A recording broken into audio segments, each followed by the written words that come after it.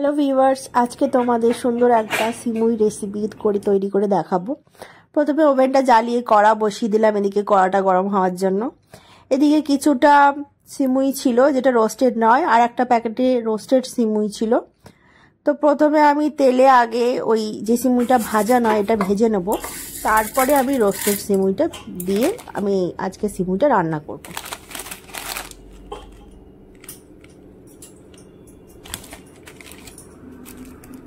এদিকে গুঁড়ো দুধের প্যাকেট রেখেছি, এদিকে ড্রাই কিছু ফ্রুটস রয়েছে যার মধ্যে রয়েছে খেজুর, কাজু, কিশমিশ।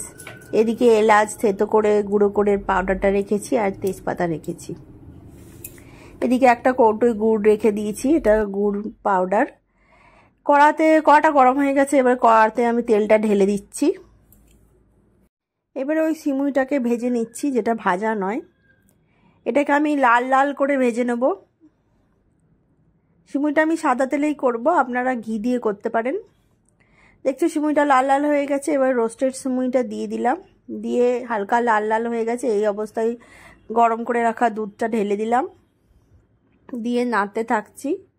ভালো করে সিমুইটা মিশিয়ে নিচ্ছি। দেখবে এইভাবে ভেজে নিলে দুধের কালারটাও চেঞ্জ হয়ে যায়, ঠিক জাফরান জাফরান কালারের হয়ে যায়।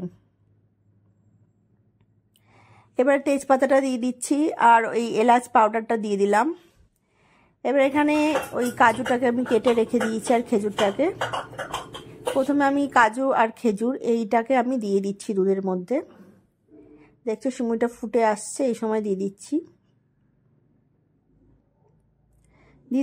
এবারে একটা গ্যাসে আমি একটা বাটিতে, ওই দুধের বাটিতেই কিছুটা জল দিয়ে আমি গুঁড়ো দুধ মিশিয়ে দিচ্ছি গরম করে।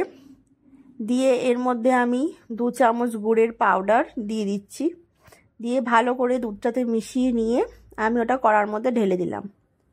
এইভাবে দিলে সিমুইয়ের টেস্টটা একটা আলাদাই হয়, স্বাদটা দ্বিগুণ বেড়ে যায়। এবার আমি ওই কিশমিশগুলো দিয়ে দিচ্ছি। কিশমিশগুলো দিয়ে নাড়তে থাকবো, নাহলে কড়াই লেগে যাবে।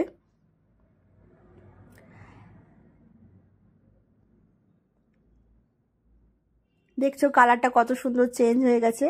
মিষ্টিটা একটু কম হয়েছিল বলে আমি আর 1 চামচ গুড়ের পাউডারটা দিয়ে দিলাম, আর একটু সামান্য নুন দিয়ে দিচ্ছি। দিয়ে ভালো করে নেড়ে চেড়ে নিচ্ছি। সিমুইটা আমার হয়ে গেছে, আমি ঢেলে রাখছি। আপনারা এরকম সিমুই বানিয়ে রাত্রিবেলা রুটির সাথে আরাম করে খেতে পারেন।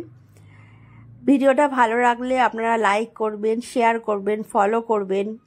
আর নতুন নতুন রান্নার রেসিপি পেতে আমাকে রিকোয়েস্ট পাঠাবেন। ভালো থাকবেন, সুস্থ থাকবেন।